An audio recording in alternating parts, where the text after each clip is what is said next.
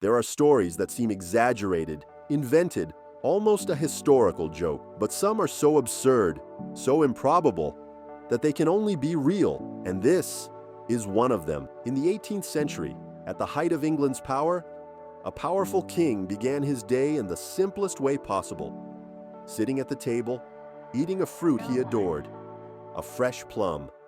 What he didn't know is that that small fruit would be the first step towards one of the strangest episodes in the real history of European royalty. Today, you will learn the story of the king whose fate was sealed by a plum, a death that became a joke in the corridors of power, an event so improbable that historians still debate the details. But it all started with a habit that no one imagined would cost so dearly.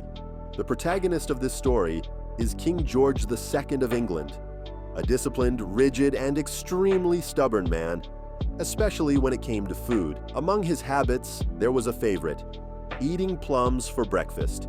But there was a problem. The doctors of the time had warned the king many times, "Your Majesty, fresh plums raise blood pressure, irritate the stomach, and can cause serious problems." His answer was always the same: "I am the king, I eat what I want," and he did eat, almost every morning. October 26th, 1760, a normal day at Kensington Palace. George II wakes up early, calls his personal servant, and asks for the usual: "Bring me my plums." The servant hesitates. He knows about the medical warnings, but orders are orders. A few minutes later, the king devours the fruit as if it were a sacred ritual. And there, at that table, he planted the first seed of disaster. Why? Because the king had a serious problem that no one knew about: a weakened artery about to rupture. And plums were known to cause gas, intestinal pressure, and strong abdominal contractions, the kind of internal strain capable of transforming a small weakness of the body into an inevitable tragedy.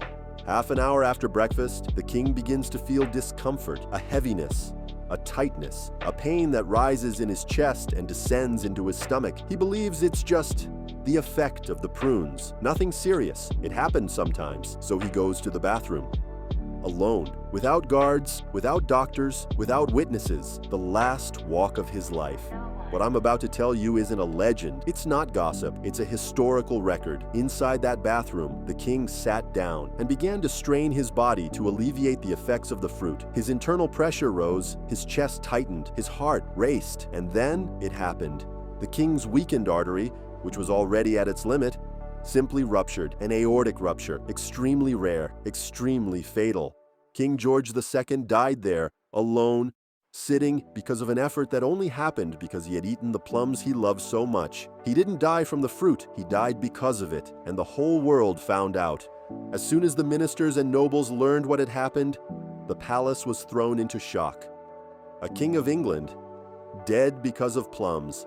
The newspapers of the time, even with their limited resources, did not forgive. The letters exchanged between aristocrats became a source of ridicule. A powerful king brought down by breakfast. The nobility tried to hide the real reason, but rumors always get out. And over time, the story became one of the most bizarre and unexpected royal deaths ever recorded. The most curious thing is that the king kept repeating a phrase: "Small things will never bring down a great man." And ironically, that's exactly what happened. A small fruit, a simple habit, a daily stubbornness, and an invisible detail of his own body that turned everything into tragedy.